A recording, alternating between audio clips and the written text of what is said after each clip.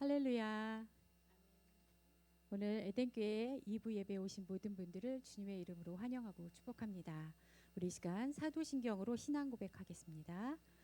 전능하사 천지를 만드신 하나님 아버지를 내가 믿사오며 그 외아들 우리 주 예수 그리스도를 믿사오니 이는 성령으로 잉태하사 동정녀 마리아에게 나시고 본디오 빌라도에게 고난을 받으사 십자가에 못 박혀 죽으시고 장사한 지 사흘 만에 죽은 자 가운데서 다시 살아나시며 하늘에 오르사 전능하신 하나님 우편에 앉아 계시다가 저리로서 산 자와 죽은 자를 심판하러 오시리라.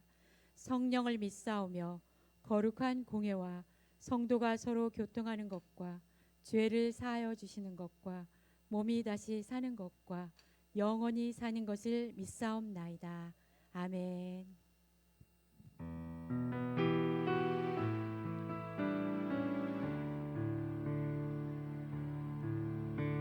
나 무엇과도 주님을 바꾸지 않으리. 다른 어떤 은혜 구하지 않으리. 오직 주님만이 내 삶의 도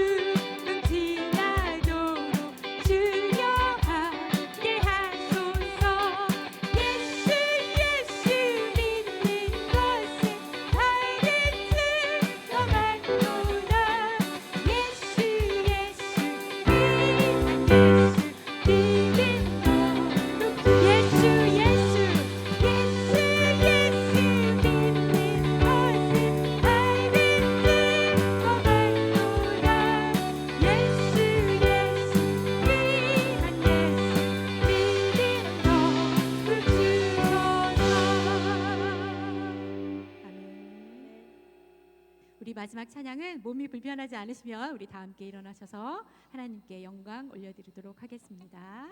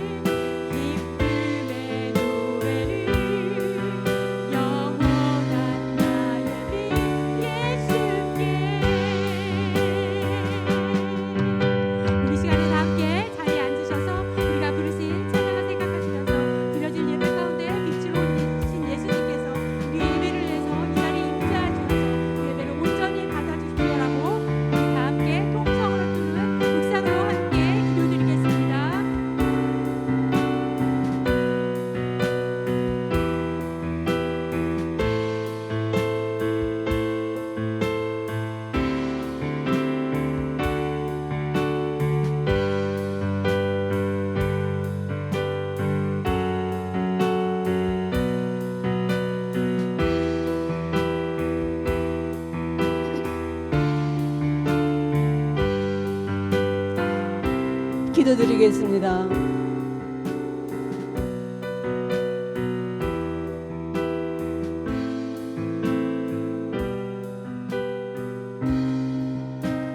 하나님께 영광이요 땅에서는 하나님이 기뻐하시는 사람들 중에 평화로다 하시니라.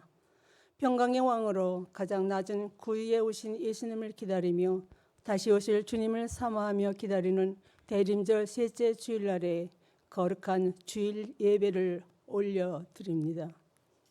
2025년도에 우리 에덴교회에서 계획한 모든 사역들을 아름답게 열매 맺도록 인도하여 주신 은혜에 또한 감사를 올려드립니다. 주님께서 베풀어 주신 은혜와 축복을 감사하지 못한 채 잊었던 순간순간을 용서하여 주옵소서. 예수님께서 이 땅에 우리를 구원하러 오신 성탄의 기쁨을 함께 나누고자 실세하는 제6회 초청 전도주일 사역을 축복하여 주옵시고 초청된 귀한 생명들 구원의 은혜가 그들의 영혼 속에 예수님을 영접하여 쓰임받는 택한 하나님의 자녀들로 삼아 주옵소서. 사랑과 권능에 충만하신 하나님, 간절히 바라고 원하오니 다음 세대를 위한 교육관 건축이 오는 2026년도에는 아름답게 완공되어 기쁨으로 주님께 영광 돌리게 하옵소서. 교육부에 속한 모든 자녀들이 믿음 안에서 작은 불을 켜서 어두운 세상에 사랑의 빛을 발하는 자녀들로 성장하게 하옵소서. 기름부어 세우신 우리 인석진 목사님 영육간을 강건하게 하옵시고 2025년 한 해가 저물어가는 이때에 주시는 귀한 말씀으로 육신은 세잔해져도 믿음과 충성은 시들지 않게 하옵시고 새롭게 맞이하는 2026년도에는 우리의 삶이 부족해도 보혜사 성령의 능력으로 등에 지면 짐이 되지만 가슴이 안으면 사랑이 되는 한 해를 살아가게 하옵소서. 세상을 이기신 주님만을 앙망하며 영혼 구원에 애쓰시는 선교사님들 주의 능력으로 함께하사 기쁨으로 소망의 귀한 영혼들을 마음껏 구원의 길로 인도하게 하옵소서. 영육간의 연약한 심령들 약속하신 말씀으로 병든 몸과 마음의 소망을 갖게 하시고 능력의 주께서 친히 고쳐주시고 깨끗게 하여 주옵소서. 남모르게 주님과 교회를 위해 봉사하는 교회 일꾼들에게 흔들어 채워지는 큰 축복이 임하게 하옵소서. 엘사다이 전능의 하나님의 능력만을 믿고 저 높은 곳을 향해 달려가는 2026년도가 되기를 간절히 바라오며 이 땅에 오신 예수 그리스도의 이름으로 감사하며 기도드리옵나이다. 아멘.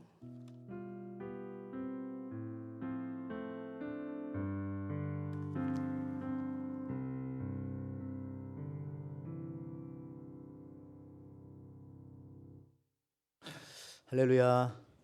예, 아멘. 우리 주님께서 저와 여러분들을 하나님의 또 거룩한 자리에 불러주셨습니다. 이 시간 우리가 하나님 말씀 듣기 전에 교회 소식 같이 또 나누고 그리고 하나님 말씀 같이 듣도록 하겠습니다. 주보 같이 한번 보시면서 살펴보시면 좋을 것 같습니다. 연말이기 때문에 여러 가지 행사와 사역들이 좀 많이 있습니다. 한번 주보 같이 보실까요? 오늘 정기 당회 및 정책 당회가 이어집니다. 기도해 주시기 바라고요. 특별히 이제 우리 제6회 초청 전도주일 기도해 주셨는데요. 이제 다음 주입니다. 여러분들 이렇게 또 밴드도 다 차고 다니시고 그죠? 예. 그러실 텐데 혹시 2차 초대장 나눠드릴 거 받지 못하신 분들은 한 몇 개 이렇게 여분이 남아 있으니까 나가시면서 테이블이라든지 혹은 부족하면 저한테 말씀해 주시면은 제가 급조해서 또 얼마든지 만들어 드릴 수 있으니까 말씀하십시오. 그래서 한 주밖에 안 남았으니까 우리 다 초대장도 소진하고 주님 명령 따라서 한번 나가겠습니다.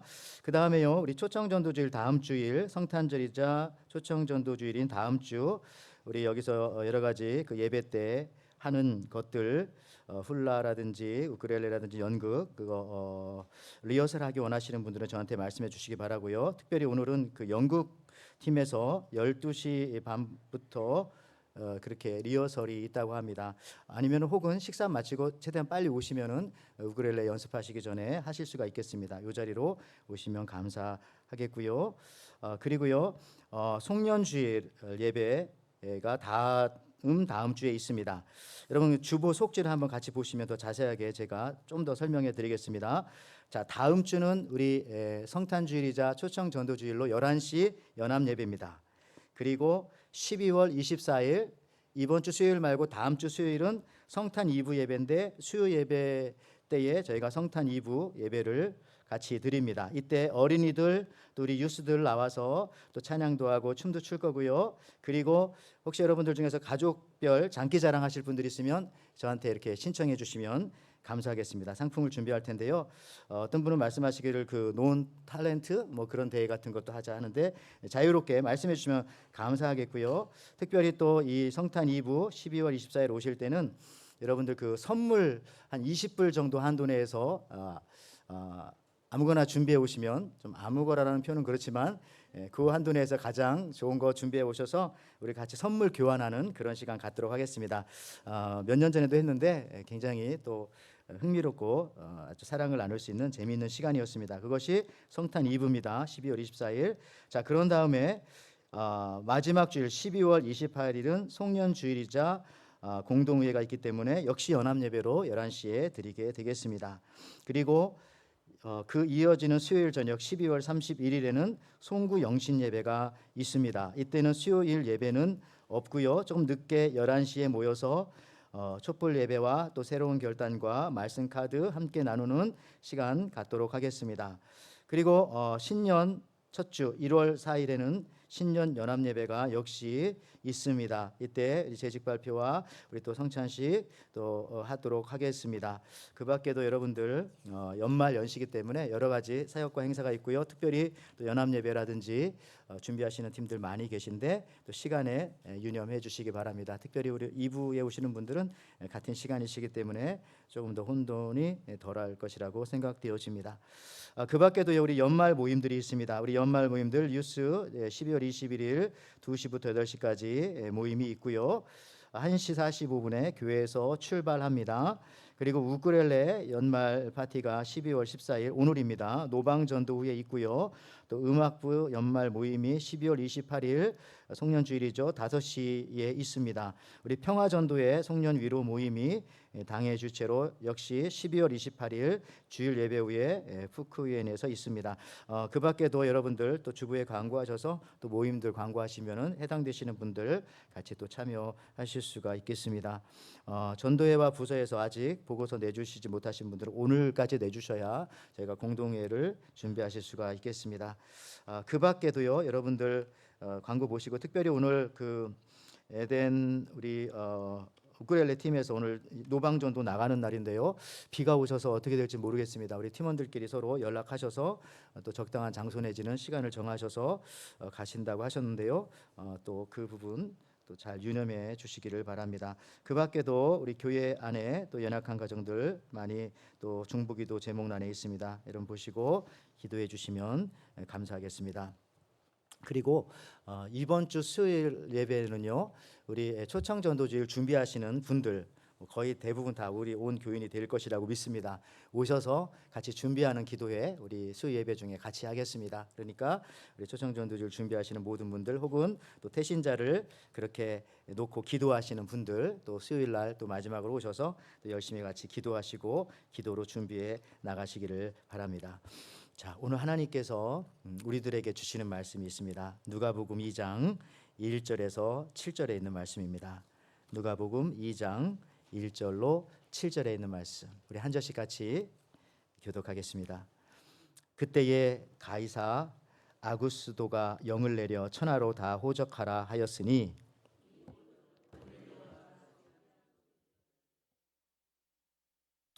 모든 사람이 호적하러 각각 고향으로 돌아가매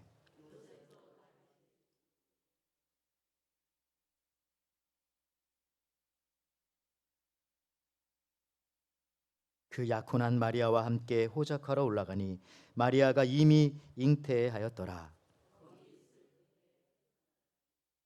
같이 있습니다. 첫 아들을 낳아 강보로 싸서 구유에 뉘었으니 이는 여관에 있을 곳이 없음이로라. 아멘. 자, 오늘 하나님께서 우리들에게 누가복음 2장 1절에서 7절 말씀 그렇게 저희들에게 허락하여 주셨습니다. 오늘 제목은 길 위에 오신 예수님, 이런 제목으로 같이 또 은혜를 나누고자 합니다. 우리 한번 옆 사람과 같이 한번 인사했으면 좋겠습니다. 한번 이렇게 인사할까요? 주님 오심을 기다립니다. 한번 인사하겠습니다. 네, 한 번 더 이렇게 또 말을 건네 보시면서 인사하실까요? 어디서 주님을 기다리십니까? 자, 어디서 주님을 기다리십니까? 뭐 그렇게 즐거운 일 있으십니까? 비가 오시기 때문에 그럴까요? 자, 어디서 기다립니까? 우리 인생길에서 기다리죠. 어느 길에서? 우리 인생길에서.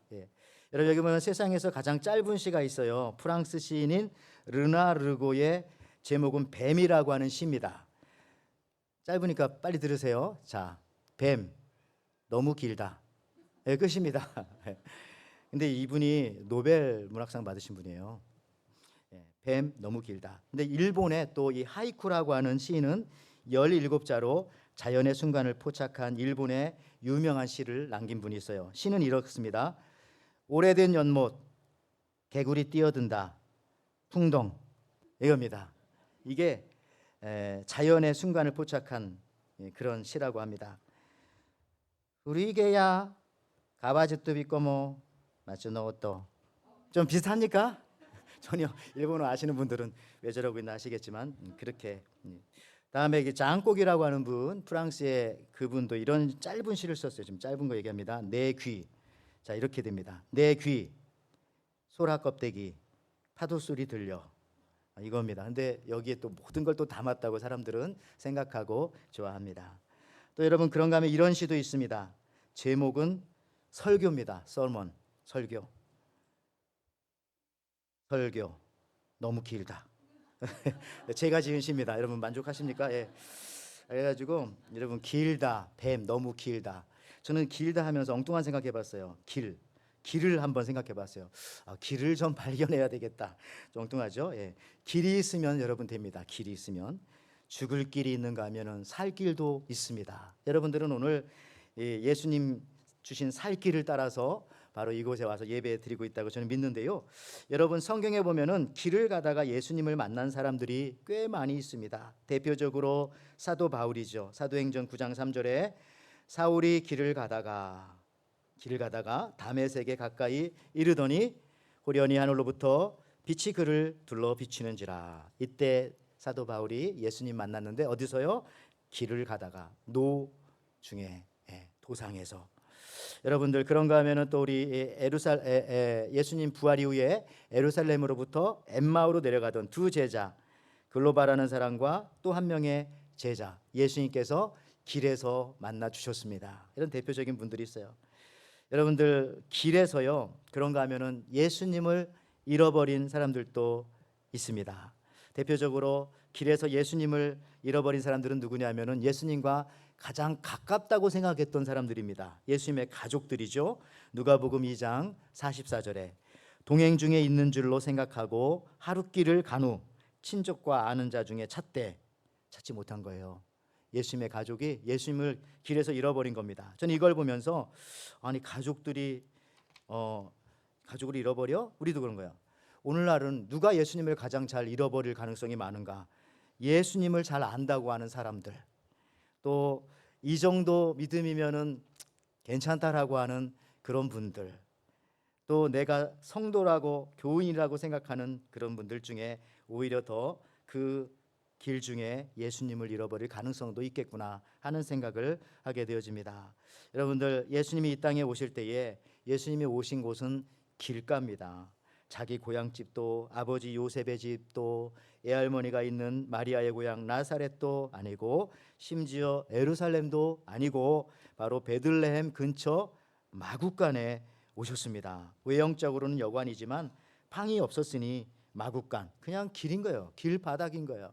거기에 조금 들어가서 그냥 마구간, 문이나 있었을까요? 그냥 길인 거죠. 노중에서 예수님 태어나셨어요. 나사렛에서부터 베들레헴 가는 그 길 중에 예수님께서는 태어나셨던 것입니다. 그렇게 찾아오신 이유가 무엇일까 생각할 때에 우리를 어떤 길에 있든지 우리를 만나 주시려고 예수님은 그렇게 길 중에 노상에서 우리를 찾아오신 것은 아닌가 생각합니다. 예수님은 편안히 머무는 왕궁의 부드럽고 푹신한 비단 이불에 태어나신 것이 아니고요, 딱딱하고 더럽고 길 위의 대표적인 동물이었던 말이 먹는 말 밥통에 그렇게 태어나신 겁니다. 길 대신 예수님께서 이 땅에 오실 때에 길을 통해서 우리에게 오신 것이죠. 여러분들 이미 알고 계신 것처럼 예수님의 육신의 어머니와 아버지였던 요셉과 마리아는 북쪽 나사렛에 살고 있었습니다. 여기 지도 보면 나오지만은 그 나사렛에서부터 남쪽 유다 지파였던 그 요셉이 자기 고향으로 가야 되니까, 조상의 고향으로 가니까 유다 땅 베들레헴까지 가야 되는데 그 당시 로마가 이스라엘을 지배하는 시기였기 때문에 그 로마 황제 정책에 의해서 세금 거두려고 그런 것이죠. 자기 고향에 가서 호적을 다시 해라. 그래서 가는 거예요. 그 거리가 그런데요, 한 160km, 한 95마일 정도 그렇게 되는 것이에요. 그게 직선거리가 그렇지 사실은 직선으로 잘 안 갔어요. 이렇게 돌아가고 그러면 그거보다 훨씬 더 먼 그런 거리인데, 그 당시에 20대 후반인 남편 요셉, 물론 어떤 사람들은 뭐 30대라고도 추정합니다만은 어쨌든 20대 후반인 요셉인 남편, 그 다음에 마리아는 천주교에서는 13살이라고 합니다. 근데 이제 보통 그 정도는 너무 어리고요, 한 16살 내지 18살 그 정도 되지 않았을까. 임신한 그 마리아를 그 요셉이 데리고 그렇게 가는 길이니 얼마나 힘들고 험난한 길이었겠는가 생각하게 됩니다. 누가복음 오늘 2장 1절 3절 말씀이 그거죠. 그때에 가이사 아구스토가 영을 내려 천하로 다 호적하려 하였으니 이 호적은 구레뇨가 수리아 총독이 되었을 때에 처음 한 것이라. 모든 사람이 호적하러 각각 고향으로 돌아가매. 그렇죠? 지금 마리아는 남편의 고향인 남쪽 유다 땅 베들레헴으로 가는 노중이었습니다. 가는 길이었어요.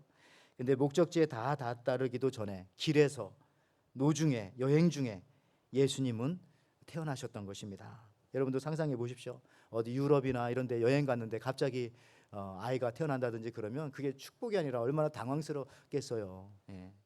예수님은 길 위에 태어난 아기였습니다. 누가복음 오늘 또 본문의 2장 4절에서 7절 말씀해 보니까 요셉도 다윗의 집 족속이므로 갈릴리 나사렛 동네에서 유대를 향하여 베들레헴이라 하는 다윗의 동네로 그 약혼한 마리아와 함께 호적하러 올라가니 마리아가 이미 잉태하였더라. 거기 있을 그때에 해산할 날이 차서 첫 아들을 낳아 강보로 싸서 구유에 누였으니 이는 여관에 있을 곳이 없음이로라. 예수님은 여러분 길 위의 아이였습니다.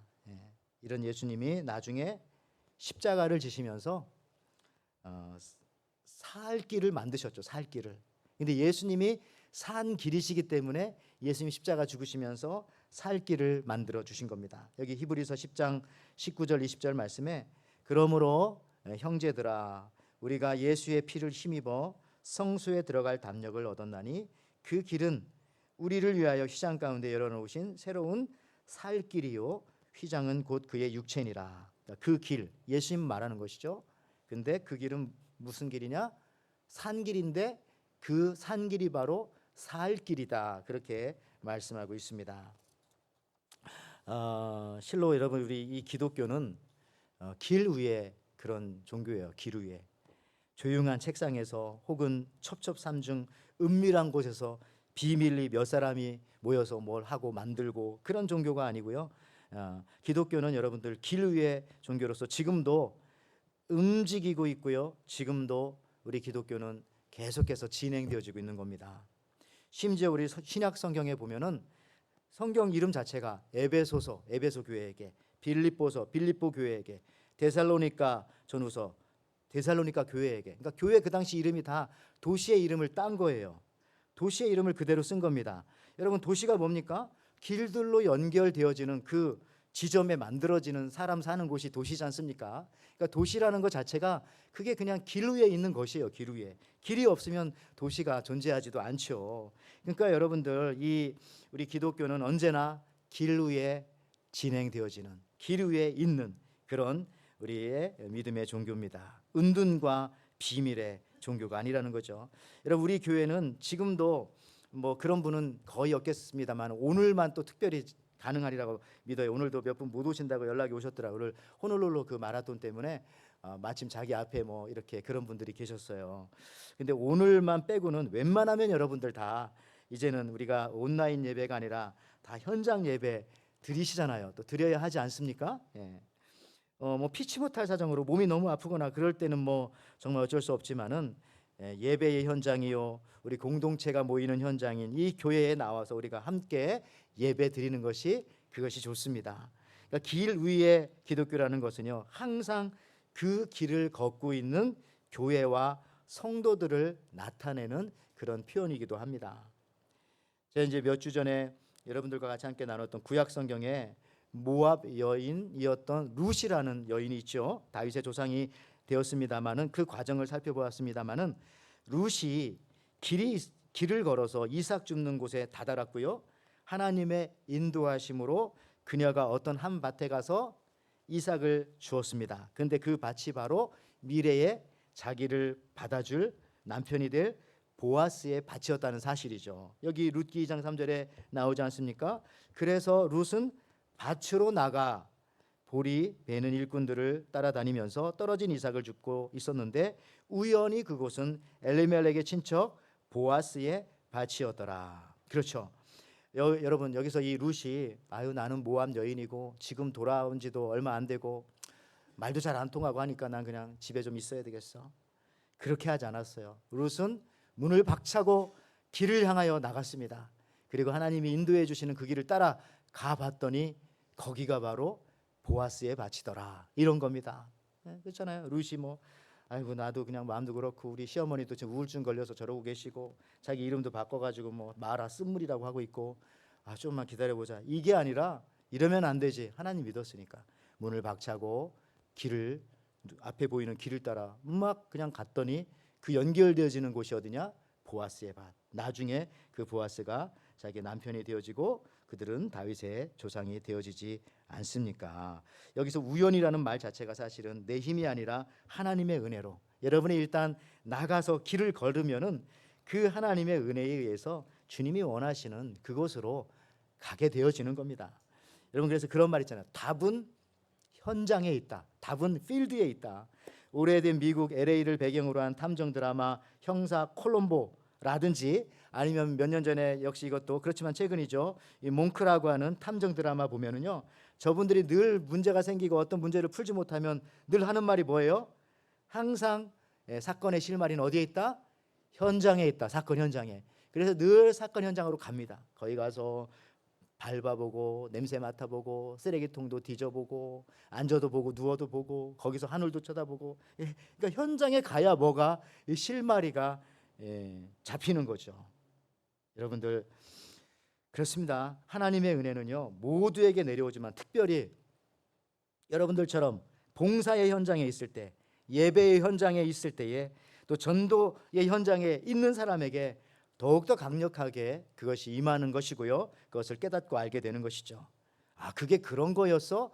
라는 것을 그때 알게 되는 거예요. 성경 말씀도 여러분 풀리지 않는 부분이 있을 겁니다. 근데 나가서 헌신하고 봉사하고 전도하다 보면 그게 그런 말씀이었어? 라는 것을 알게 되는 거예요. 그것이 바로 우리 기독교라는 것이죠. 오래전 여기 어른들 중에서 학력고사 대학 시험 보거나 수능 때도 그랬는지 모르겠어요. 그때 기억나십니까? 시험 보기 바로 전날 자기가 시험 볼 장소에 가서 시험 볼 자리를 확인하는 겁니다. 기억나죠? 교실 안에는 못 들어갑니다만 학교에 가서 복도에서 그 유리창 너머로 자기 수험 번호와 책상에 붙어 있는 번호를 이렇게 확인하고 오는 그랬어요. 그 전날에. 그렇죠?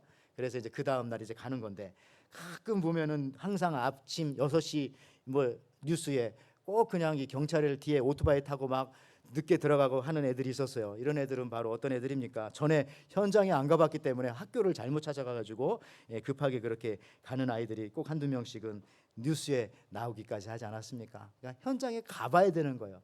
가봐야 올바르게 할 수 있는 거죠. 저는 이 11월 이맘때쯤이면은 제가 한번 살았던 그 시카고에 눈이 너무너무 많이 온 기억밖에 없습니다. 겨울이면 무조건 눈이에요. 한국도 보니까 지난주인가요? 서울에 눈이 많이 왔다고 그렇게 말씀하시더라고요. 근데 그 중에서도 그 서울에 여러 구가 있는데 어디 뭐 성동구청장 그분이 가장 눈을 잘 치워서 뭐 퇴근길, 출근길, 등교길 막힘없이 눈길 사고 없이 뭐 다른 구청이나 행정 도시들과 비교할 때 차이가 많이 나가지고 칭찬받고 뭐 나와서 뭐 이렇게 인터뷰도 하고 그러는 것들을 들은 기억이 있습니다. 근데 비결이 뭐냐 했더니 그분이 그러더라고요. 자기가 이제 서울의 그 성동구니까 이렇게 보면은 저쪽 인천이라든지 강화도 쪽에 눈이 오는 소식을 자기가 듣는데요. 일기예보를 못 믿는 건 아니지만 그 소식을 들으면 그때부터 이제 성동구에서는 염화 칼슘을 뿌리고 도로의 열선을 가동시키고 이제 작동하는 거죠. 그러다 보니까 눈이 오자마자 다 치우고 녹아버리니까 괜찮았다. 아마 이렇게 현장에 있는 그런 이 관리들은 이렇게 일을 잘 하는 것 같습니다. 여러분들 저도 이제 아까도 말씀드렸지만 시카고에 살 때도 뭐 4, 5개월 동안 눈이 뭐 그냥 계속 오니까 근데 저는 그때 뭘로 오늘은 눈이 많이 오겠구나 안 오겠구나를 알 수 있냐면은 그 고속도로를 딱 나가 보면 알 수 있어요. 지금 눈은 안 오는데 고속도로 옆에 제설 차량들이 딱 이렇게 줄 서 있으면은 오늘 눈이 오겠구나. 그리고 그 간격도 되게 촘촘하게 있으면 오늘 눈이 더 많이 오겠구나. 이런 거를 금방 알 수 있습니다. 그러니까 여러분들이 현장에 있는 사람들은 금방 그런 거를 알게 돼요. 깨닫게 되어지고. 여러분 마찬가지입니다. 우리가 하나님의 말씀과 신앙생활이 왜 이렇게 뭐 따분하고 뭐 재미가 없고 어떤 때는 아유 21세기에 뭐 AI가 나고 지금 우리가 뭐 이 신앙생활 하는 게 뭐 맞는 거야. 그거 아닙니다. 가만히 있으니까 그런 거예요. 현장에서 직접 발로 뛰어보면 여러분 이 예수 믿는 것보다 이 성경 말씀보다 이 말씀이 우리 삶 속에서 실현되는 것보다 더 재밌고 더 흥미있고 더 익사이팅하고 더 은혜로운 것이 어디 있습니까? 여러분 그런 거예요. 마가복음 8장 27절 말씀에 여기도 보니까 세번역 성경이지만요. 예수께서 제자들과 함께 빌립보의 가이사라에 있는 여러 마을로 길을 나서셨는데 도중에 제자들에게 물으셨다. 사람들이 나를 누구라 하느냐? 그때 베드로가 유명한 대답을 하죠. 주는 그리스도시요 살아계신 하나님의 아들이십니다. 베드로가 이때 엄청 칭찬을 받았어요. 근데 여러분들 이게 다 어디서 벌어진 겁니까? 뭐 가버나움 회당에서 예루살렘 회당에서 성전에서 아니죠. 길에서 묻고 길에서 답을 해주셨습니다. 무슨 의미가 있을까요? 신앙은 이런 것이야. 네가 나를 그리스도요 주로 깨닫기 위해서는 이 길을 나와 같이 걸어야 알게 될 거야 라고 하는 의미가 혹시 그 속에 있지 않을까요? 그러니까 세상에서 가장 멋진 질문, 세상에서 가장 멋진 답이 저는 이거라고 생각하는데 이 일이 벌어진 곳이 바로 노중에, 도중에, 길에서 그런 겁니다. 여러분들 예수님의 사역 중에 길에서 일어난 일들이 많습니다. 길을 가다가 12의 혈루증 여인을 주님께서는 고쳐주셨고요. 그 여인이 길로 나왔기 때문에 고침을 받았고 또 소경 바디메오를 길에 앉아있는 소경 바디메오를 주님께서 고쳐주셨습니다. 여러분 그러므로 주님을 만나는 가장 좋은 방법은 바로 길로 나오는 거예요. 길로. 집안에 방 안에만 있으면 안 됩니다. 길로 나와야 주님을 더 가깝게 만나고 거기서 기적을 체험하고 정말 놀라운 일을 길에 나오지 않았던 사람들은 체험할 수 없었던 그 것들을 체험하게 되는 겁니다. 그 길에서 치유와 큰 기적을 체험하시기 바라고요. 여러분들 우리가 영적으로 길 위에 사시기 바랍니다. 길은 오랫동안 멈추고 머무르는 곳이 아니에요. Moving forward, 계속해서 전진하라고 있는 곳이 바로 길입니다. 여러분 길은 피곤한 장소가 아니에요. 저는 길 갈 때 좋아요. 항상 길을 걸어갈 때도 달려갈 때도 여러분 드라이브하고 갈 때도 얼마나 길이 참 좋습니까? 오히려 가만히 집에 10시간 동안 있으라면 그게 힘들지 않겠어요? 여러분도 지금 이렇게 1시간 있는 것도 힘들어가지고 지금 막 길을 뭐 알아보고 그러시는데 이게 뭐 길이 좋은 거예요. 길은 사실 길을 잘 가면 그것보다 좋은 게 유쾌한 게 어디 있습니까? 왜? 길은 늘 변화하고 늘 전진하고 더 나아가서는 목적을 향해서 가는 도구이기 때문에 그래서 길은 좋은 거예요. 그래서 길은 치료의 장소이고 길은 또 만남의 장소이고 길을 통해서 만나지 길을 통해서 안 만나면 도둑놈 만나는 거잖아요. 담을 넘어 들어오니까 길은 만남의 장소고 그리고 신약 성경에 보면은 구원받은 우리 이 구약의 성도들을 가리켜서 광야 교회라고 해서 광야 교회. 오늘날 이 신약 교회도 일종의 광야 교회이기도 합니다. 자, 사도행전 7장 8절에 38절에 이렇게 나오죠. 시내산에서 말하던 그 천사와 우리 조상들과 함께 광야 교회에 있었고 또 살아있는 말씀을 받아 우리에게 주던 자가 이 사람이라. 여러분 이 광야 교회라고 하는 이 표현들 그러니까 이게 무슨 얘기냐면 교회는 머물러 있으면 안 된다는 겁니다. 그렇죠? 사막에다가 교회 지어놓고 있으면 안 되잖아요. 광야는 빨리 지나가라고 있는 거예요. 왜? 목적지 가나안 땅이 있으니까. 그러니까 교회는 광야 교회 거기 있으라고 거기 있게 해준 게 아닙니다. 광야에는 길이 없는 것 같지만 사실은 광야는 전부 다 길이에요. 주님만 있으면 어디를 가도 다 길인 거죠. 즉 지나가야 하는 길이 바로 광야 길입니다. 그곳에 머물러서 집을 짓고 광야에 머물러서 농사를 짓고 그렇게 사는 곳이 아닙니다. 그냥 지나가야 하는 길이라는 거죠. 사실 그게 광야고요. 그러니까 오늘날 교회도 마찬가지인 거예요. 이 광야 같은 세상에 머물러서 우리 에덴 교회가 막 여기다 기둥 세우고 뭐 우리가 뭐 천년 만년 뭐 여기서 살자 그거는 비성경적인 거잖아요. 주님 오심을 기다리는데 그냥 우리는 지나가는 거예요. 우리는 이 시간에 그냥 여기다 갖다 놨으니까 이 교회가 내 교회고 여기서 그냥 주님 믿는 거죠. 그냥 또 우리는 지나가는 거예요. 전에 우리 선배들이 여기서 예수님 잘 믿다가 다 지나가셨던 것처럼 우리는 그냥 지나가는 거죠. 이 또한 지나가리라. 그러니까 뭐 따지고 보면 큰 문제도 없고 큰 사건도 없는 것이에요. 지나가는 거니까. 여러분 이거 아십니까? 물고기와 그 지렁이 사람이 만지면은 화상을 입는데요. 걔네들이 왜냐하면은 뭐 지렁이를 만져본 사람은 별로 없겠지만은 살아있는 생선을 여러분들 만져보셨습니까? 뜨겁지 않잖아요. 보통 사람이 물고기를 만지면 물고기 입장에서는 섭씨 80도나 90도 거의 끓을 정도잖아요. 그 정도의 그 뜨거움을 느끼면서 화상을 입는다고 합니다. 그래서 여러분 저는 이런 생각을 해봤습니다. 우리가 생각할 때 우리가 만지면 다 좋은 것이라고 생각합니다. 내가 만지고 내가 고치고 내가 쓰다듬고 내가 막 이렇게 이렇게 근데 아니에요. 오히려 우리가 머물러 있다고 우리가 만진다고 그게 다 좋은 게 아니더라고요. 때로는 너무 내가 만져서 영적으로 화상 입은 자녀들도 많고요. 내가 너무 만져가지고 그냥 상처 입은 내 친구들도 많고 어떤 때는 목회자도 교인을 너무 만져주면 나중에 그냥 화상 당해요. 그냥 주님이 만져주시기를 바라고 어떤 때는 이 광야에 버리는 것처럼 버리면 안 되겠지만 주님께 맡기는 시간도 있어야 되고 다 그런 거라고 생각을 합니다. 여러분들 머무르려고 하기에 그냥 지나가는 거예요. 머무르려고 하기에 거기에 화상이 있고 문제가 생기는 거죠. 그냥 머무르려고 한다는 것은 안정을 추구하기에 여러분 교회는 단 한 번도 안정적인 교회는 없어요. 늘 바뀌고 늘 변화하고 늘 전진하는 그런 교회이기 때문에 안정적이면 그때부터 교회는 썩기 시작하고 병들기 시작하고 그렇잖아요. 욕심을 차리기 시작하고 그러는 거죠. 우리 성도들도 마찬가지예요. 우리는 계속 길 위에 있는 성도들입니다. 계속해서 나아가야 돼요. 그래야 부패하지 않고 그래야 썩지 않고 욕심이라고 하는 벌레가 우리 속에 생기지 않는 겁니다. 광야 교회는 지나가는 교회다.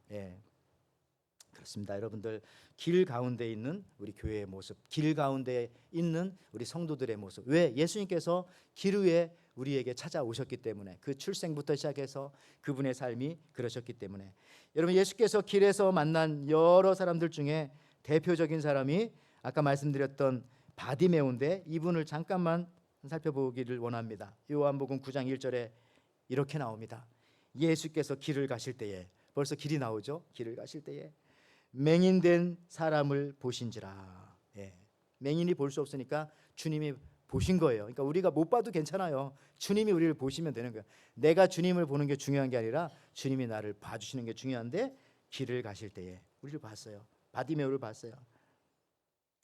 중요한 것이 이때 바디메오가 그렇다면 어디 있었다는 거예요?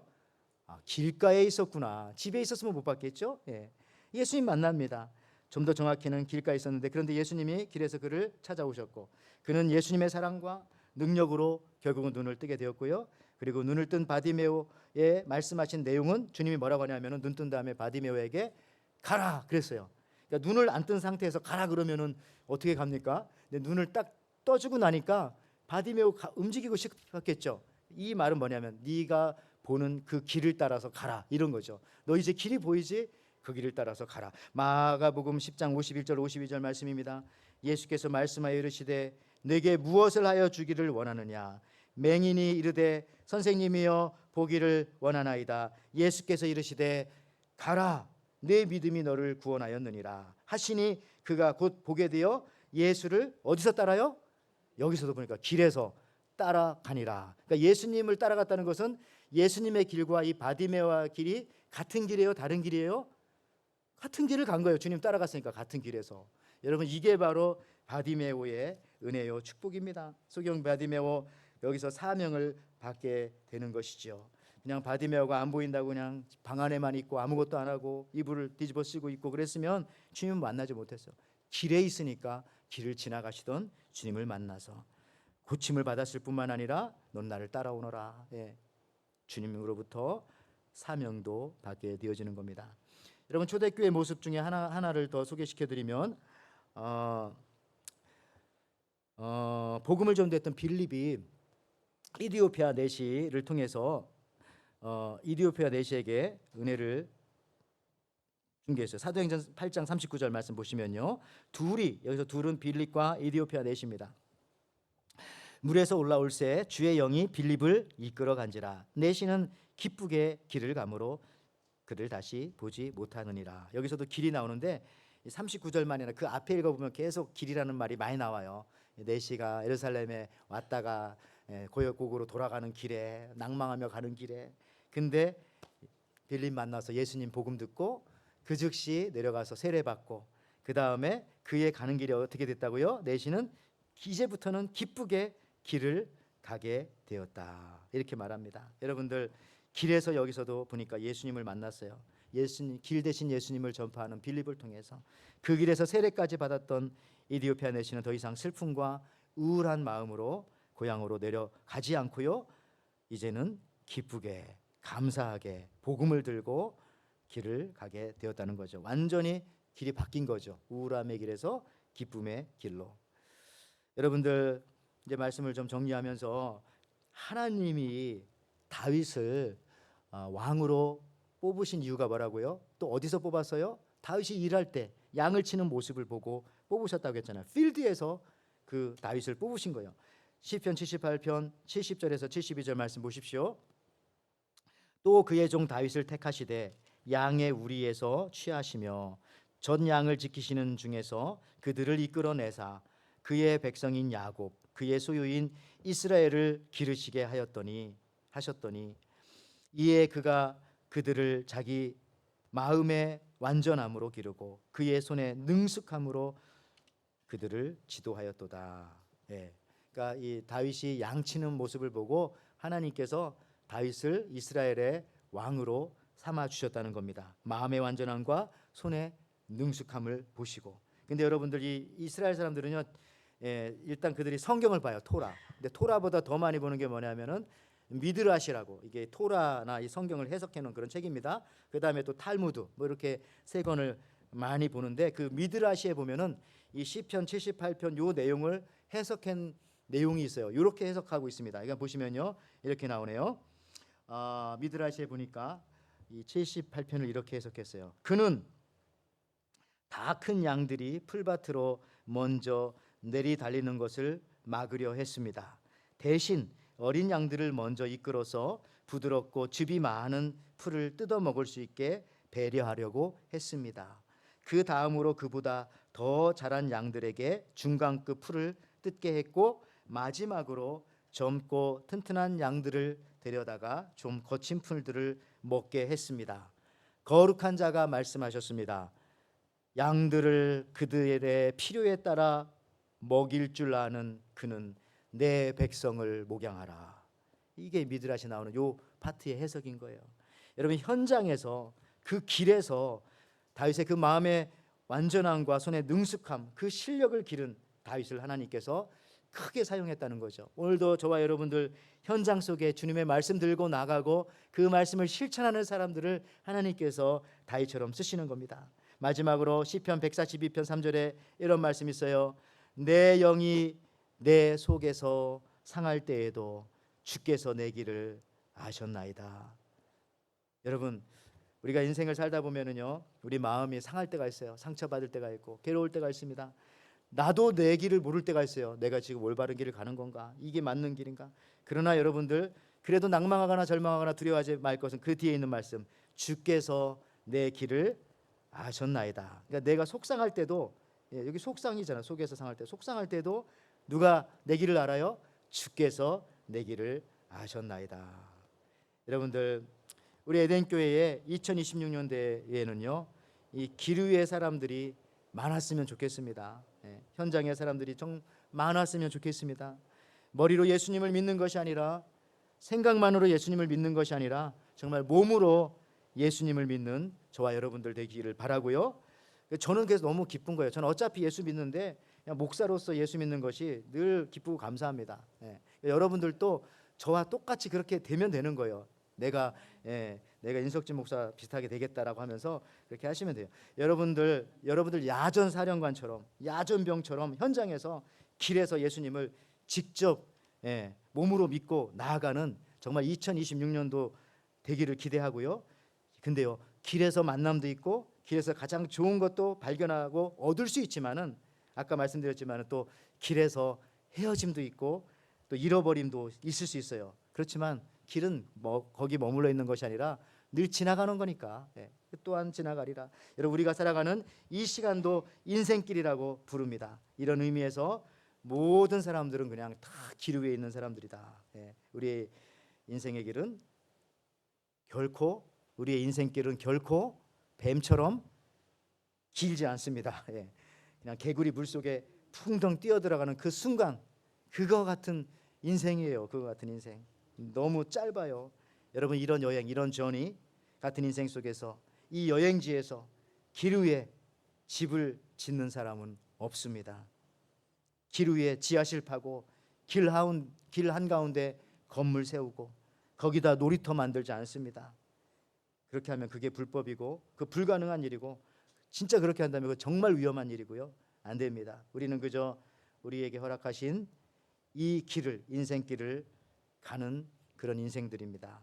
감사하게도 이 길 가운데에서 주님이 바디메오 만나주셨던 것처럼 늘 오셔서 상처난 부분 치료해 주시고, 닫혀 있는 부분 열게 해 주시고, 고쳐 주시고, 매일매일 새 힘 공급해 주시고, 가장 중요한 것은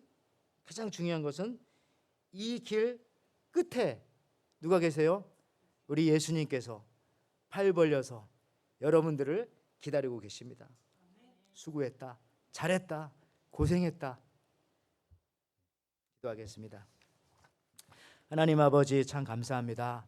우리의 인생이 길이라고 우리가 그렇게 표현했는데, 오늘 하나님 말씀해 보니까 그런 인생길에, 길 같은 인생에 우리와 만나 주시기 위해서 예수님께서도 나사렛에서 베들레헴으로 내려가는 그 노중에, 그 길 중에 태어나신 줄을 믿고요. 그래서 우리에게 산기이신 그분이 우리에게 또 살 길도 허락하여 주신 줄을 믿습니다. 우리 모든 인생들, 어떤 사람들은 내리막길을, 어떤 사람들은 오르막길을, 또 험난한 길을, 때로는 꽃길을 갈 때도 있지만은 정말 가시밭길을 갈 때도 있고, 비가 오는 길을, 또 눈이 오는 길을, 그러나 어떤 때는 또 부드러운 길을, 우리는 모르겠지만 모든 인생길 속에 하나님, 우리 주님이 함께 계시고 나를 지키시며 나를 고치시며 인도해 주신다는 그 믿음 가게 도와주시고, 더 중요한 것은 이 길 가운데에서 우리가 멈추지 않게 도와주시옵소서. 전진하여 주님 말씀 따라 나갈 때에 결국 주님 만나고 주님의 일들을 다 이루어내며 나갈 수 있는 우리 믿음의 에덴의 교회, 우리 모든 성도님들 수 있도록 축복하여 주시옵소서. 감사드리며 예수님의 이름으로 기도하옵나이다. 아멘. 아멘. 우리 이 시간 또 다음 주가 우리 성탄주일입니다. 우리 예수님 오심을 다시 한번 감사하고 또 기다리면서 우리 찬송가 122장 같이 하나님 앞에 올려드리겠습니다. 참 반가운 신도여 같이 찬양합니다.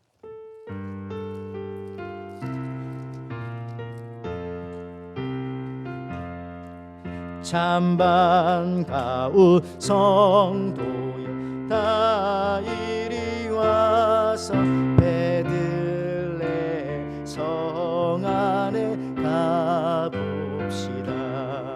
저 구유에 누이신 아기를 보고 엎드려 절하세 엎드려 절하세 엎드려 절하세 구주 나셨네. 저 천사여 찬송 높이 불러서 이 광활한 천지에 울리어라.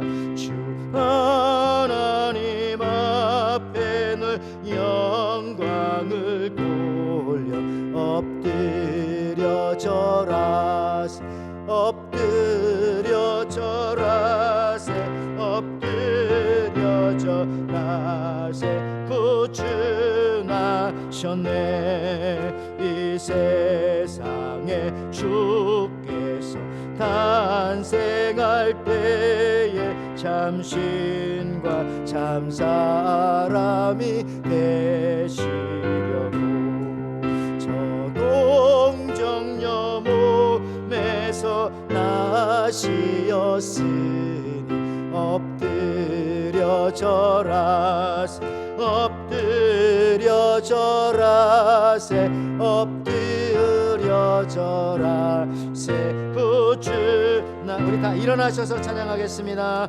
여호와의 말씀이